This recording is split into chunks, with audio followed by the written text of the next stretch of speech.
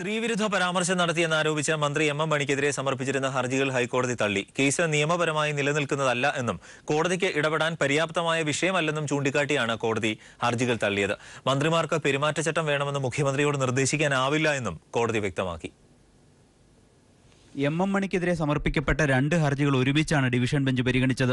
മന്ത്രി മണി സ്ത്രീകളെ അപമാനിച്ച് പ്രസംഗിച്ചുവെന്നും അദ്ദേഹത്തിനെതിരെ ക്രിമിനൽ കേസെടുക്കണമെന്നുമായിരുന്നു ഒരു ഹർജിയിലെ ആവശ്യം. എം മണിയെ മന്ത്രിസ്ഥാനത്ത് നിന്ന് നീക്കാൻ മുഖ്യമന്ത്രിയോട് നിർദ്ദേശിക്കണമെന്നായിരുന്നു രണ്ടാമത്തെ ഹർജിയിലെ ആവശ്യം. 2 ഹർജികളും ഹൈക്കോടതി തള്ളി. കോടതിക്ക് ഇടപെടാൻ പര്യാപ്തമായ വിഷയമല്ലെന്ന് ചൂണ്ടിക്കാട്ടിയാണ് ഹൈക്കോടതി ഹർജികൾ തള്ളിയത്. മണിക്കെതിരായ പരാതിയിൽ വിശദമായ അന്വേഷണം നടത്തിയതായും കുറ്റം ചെയ്തതായി ബോധ്യപ്പെട്ടിട്ടില്ലെന്നും പോലീസ് കോടതിയിൽ അറിയിച്ചു. പൊമ്പുള ഒരുമെ പ്രവർത്തകർ ഉൾപ്പെടെ 54 സാക്ഷികളിൽ നിന്നും മൊഴിയെടുത്തുവെങ്കിലും മണി അധിക്ഷേപ പ്രസംഗം നടത്തിയതായി ആരും മൊഴി നൽകിയിട്ടില്ല. പോലീസിന്റെ ഈ വിശദീകരണം കൂടി പരിഗണിച്ചാണ് ഹർജികൾ കോടതി തള്ളിയത്. മന്ത്രിമാർക്ക് പെരുമാറ്റച്ചട്ടം നടപ്പാക്കാൻ മുഖ്യമന്ത്രിയോട് നിർദ്ദേശിക്കണമെന്ന ഹർജിയിലെ മറ്റൊരാവശ്യവും കോടതി നിരസിച്ചു.